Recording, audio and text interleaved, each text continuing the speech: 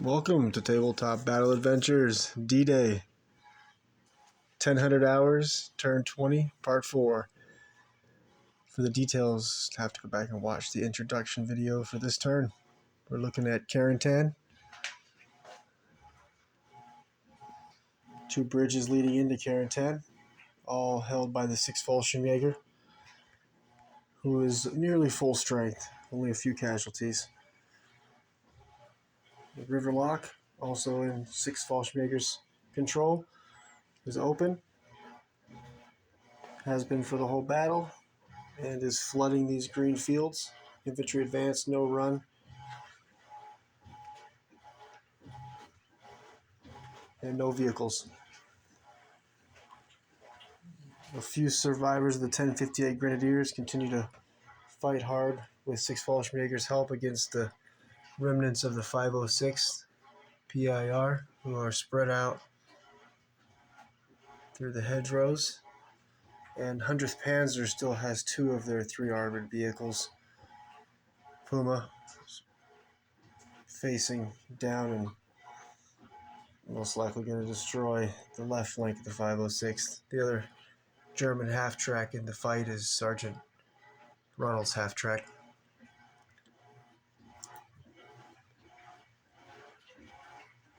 Over at Omaha Beach, 916th Grenadiers, 1st and 2nd Platoon, are on the verge of breaking. The 116th Infantry Company A, 1st Platoon, made cuts through the barbed wire, first barbed wire, and are moving forward.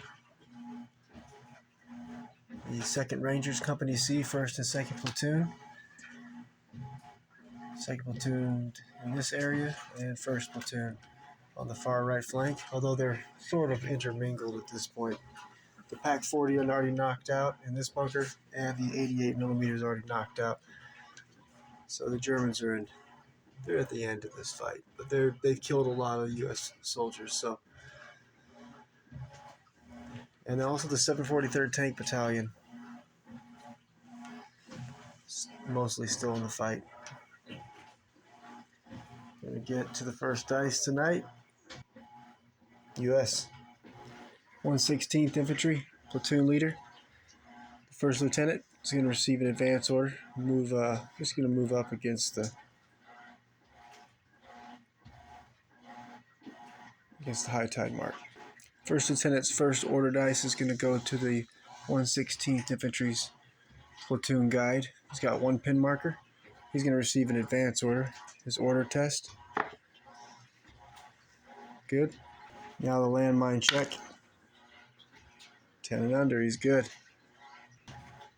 He has an SMG. He's going to open fire on this 916th Grenadiers 1st Platoon 2nd Squad leader, the only German survivor on the far right flank, except for the 1st Lieutenant's radio operator from, I believe it was 2nd Platoon. So he's going to need 3s, long range 4s, definitely 7s. First Lieutenant's second order dice is going to go to the 3rd Squad Leader, 116th. He's going to receive a run order. He's going to head up to the 2nd barbed wire. We'll have to take a landmine check. 10 and under.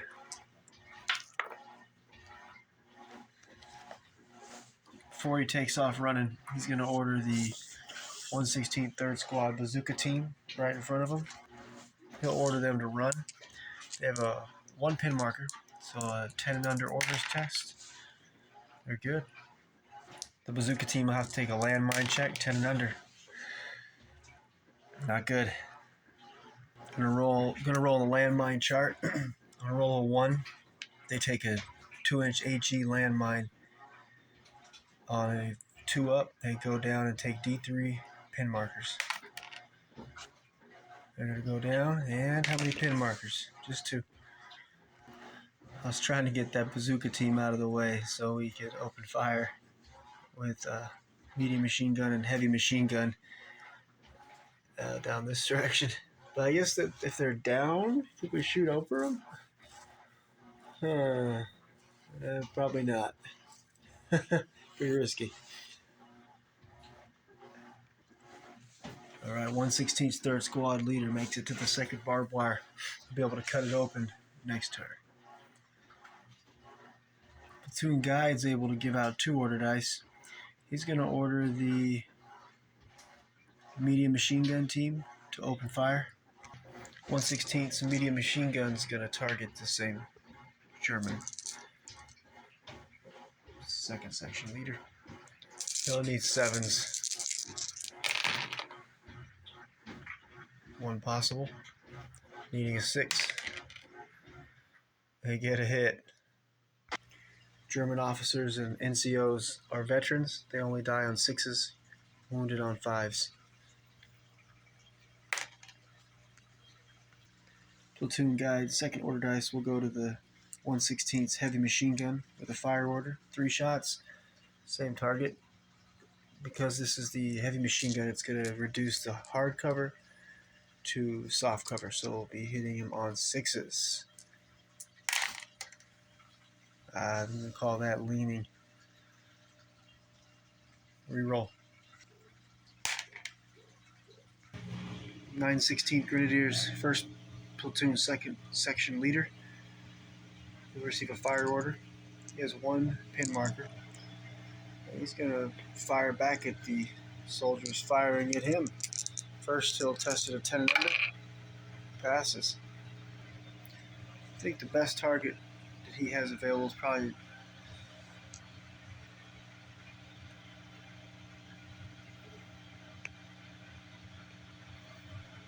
right back at the... Let's go for the heavy machine gun. Long range 4s. He has an SMG, so it'll be beyond the normal range. So it'll be another -2. Needing 6s. 1 hit. 1 pin marker on the heavy machine gun for the 1/16. These soldiers are regular, dying on 5s and 6s, wounded on 4s. Just a pin. 1/16 third squad assistant leader and a soldier with him with the BAR. They cut the barbed wire this past turn. They're gonna have to pass. They're gonna get an advance order. They're gonna have to pass the orders test of a 10 and under. They fail. They're going down. 9/16 Grenadiers, second platoon, radio operator. He's going to receive a run order. He's going to just run back, get a spot where he can call in some artillery or possible air strikes, probably artillery strikes. He will remain hidden until he opens fire or gives his position away for some other reason. Only 2 defenders on this German right flank, and that's true all the way. All the soldiers are dead through here. So in this bunker is the next of living, breathing Germans. 9/16 Grenadiers, first platoon, second section leader in this bunker. He's going to receive a fire order. He has an assault rifle. He's going to target these 2 soldiers here from the 1/16th Infantry, second squad. And he's going to be 4s for long range and then 6s because he's beyond the normal range. But these soldiers are in the open. Assault rifles can absolutely shoot further than this. All right, 2 shots, need 6s. These soldiers will not go down. We're going to risk it. 9/16th Grenadiers, second platoon. That's second platoon, first section leader on the right, and then the LMG team from first section. They're going to receive a fire order. We'll fire with the LMG first out of the 2 front slits in the bunker. See what they've got. I think they're going to target the same 3 soldiers, but one still hasn't climbed up the high tide mark. So they'll be needing 6s, 3s, long range 4s, beyond range 6s. Go down this time.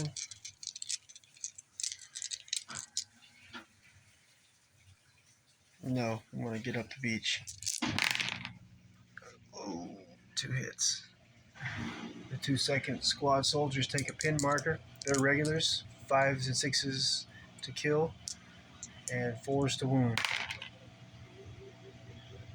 Just the pin. Next up, the first section leader, firing out of the side slit here in the bunker. He's going to get 2 shots. He's going to go ahead and fire at the same target, looking for 6s. In the back of the Pak-40 bunker, there's a opening, and there's a from 916th 1st Platoon. There's a flamethrower team in there. They're going to go on ambush. They're going to fight to the last man and slow down the U.S. forces. Although they're moving in from both sides, take a couple of them with us. 2nd Rangers, medium mortar, receive a fire order. They're going to take out the Germans' far right defender. Is so low. And the 2nd section leader needing a 6. Let's see where that 2-inch HE round is going to land.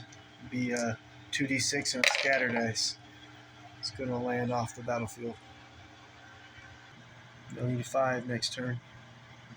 6th Fallschirmjäger Commander Major von der Heid, positioned on the 2nd floor of the church tower. He has his radio operator forward observer up here in the tower, though. And in order to call an artillery strike or airstrike on a specific enemy unit, would have to have had line of sight.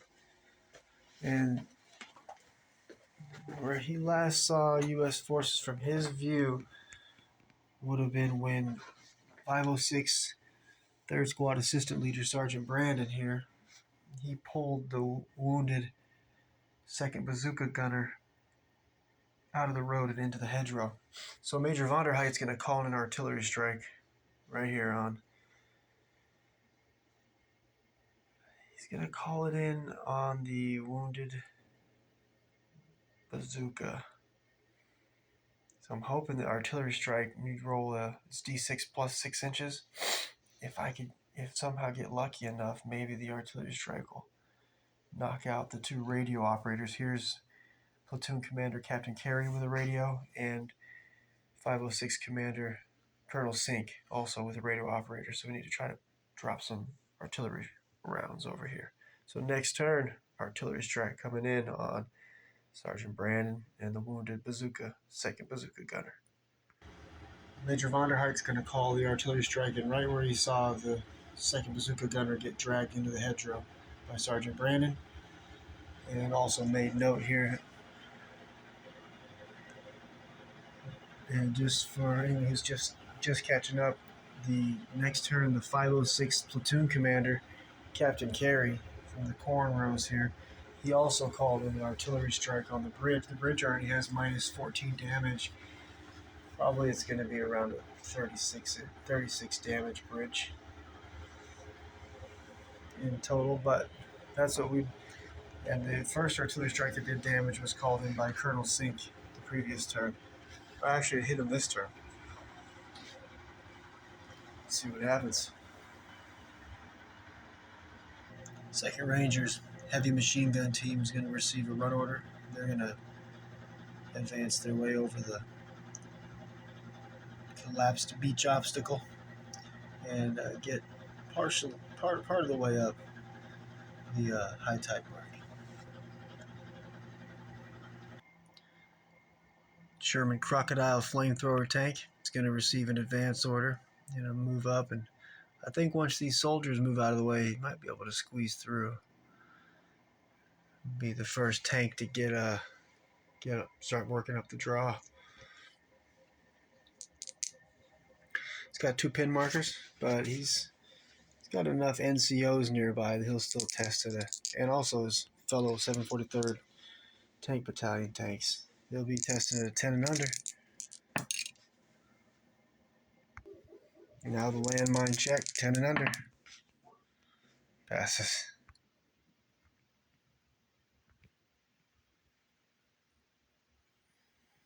Looking around, I don't see any targets for him to fire at. Even if we swing the turret around, I don't think he'll have line of sight on any Germans this direction either. Second Rangers. Second platoon, first squad LMG team is going to receive a run order. They'll have to take a landmine check of a 10 and under. Pass. Second Rangers, second platoon, second squad flamethrower team receives a run order. It's going to head up same direction as the LMG team went. Landmine check, 10 and under.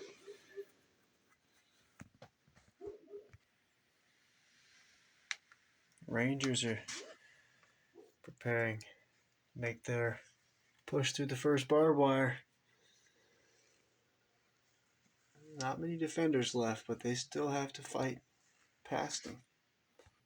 916th Grenadiers, Pack 40, two-man crew that survived from the Pack 40. Going to receive an advance order. They're going to pick up some weapons once they get near some of their dead comrades. Second Rangers, second platoon, first squad, it's 4 soldiers. They're going to receive a run order, take a landmine check, and under. Second Rangers, second platoon, second squad assistant leader and BA rifleman. They're going to receive a run order. And they'll need a 10 and under. They're going to just run straight forward, stack everybody up. Ooh, they made it. Yeah, we're going to get through that barbed wire. We got at least 3 chances to cut that barbed wire this next turn. More than that, actually. 8 different chances.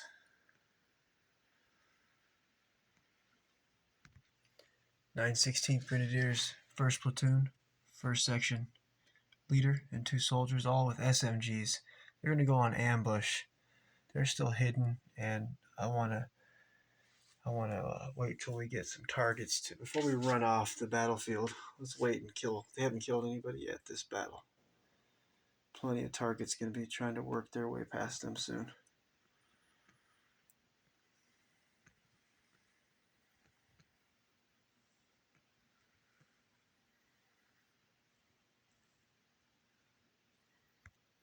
And 16th Grenadiers, second platoon, first section, LMG team, far right open part of the bunkers slit.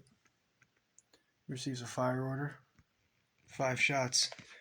They're going to have a good line of sight on the second Rangers, first platoon, first squad assistant leader, and the LMG gunner. And they've already advanced. They can't go down. So these soldiers here will be hitting on the 4s for long range and 6s beyond range. 5 shots, needing 6s. Let's roll here.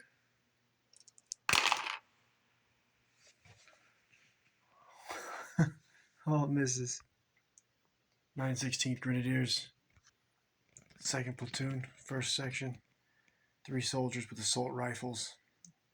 Center screen. Receive a fire order. And they're going to target, same target actually.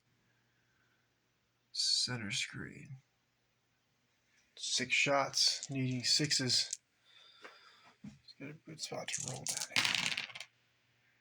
Get 1 hit. They take a pin marker. They're regulars. They'll be killed on 5s and 6s and wounded on 4s. 506th, second squad leader, Sergeant Braden's going to go on ambush. 916th Grenadiers, second platoon, commander, the first lieutenant, is radio operator and messenger. They're going to go on ambush.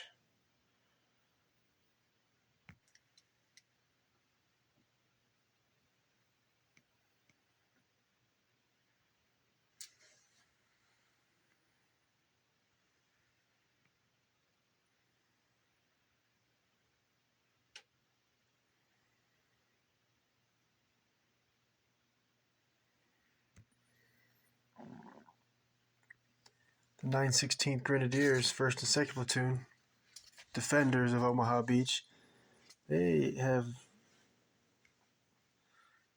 no more order dice to be given out for this 1000 hours.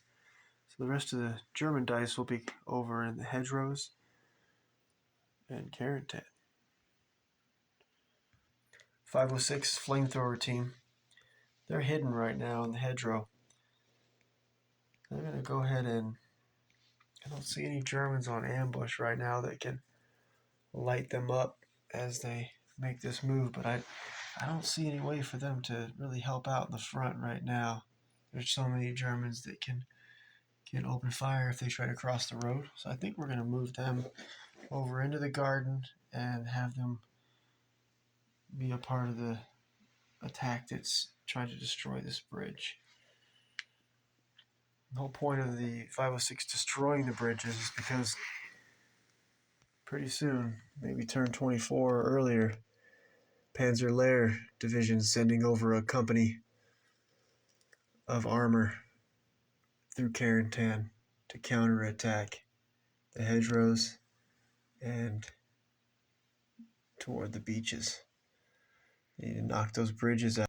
So pretty critical to knock these bridges out, at least one, to slow down the German armor while the U.S. armor and reinforcements can finish taking Omaha Beach and the other beaches and then move toward Carentan to reinforce/rescue the 506 survivors. The green D6s and the brown D6s represent grenades held by the German and U.S. forces. Soldiers are killed, the grenades stay by their bodies.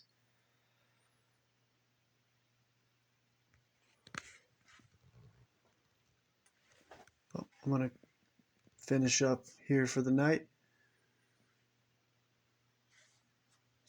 One more. In about 3 nights, I'll be able to finish up this 1000 hours, turn 20.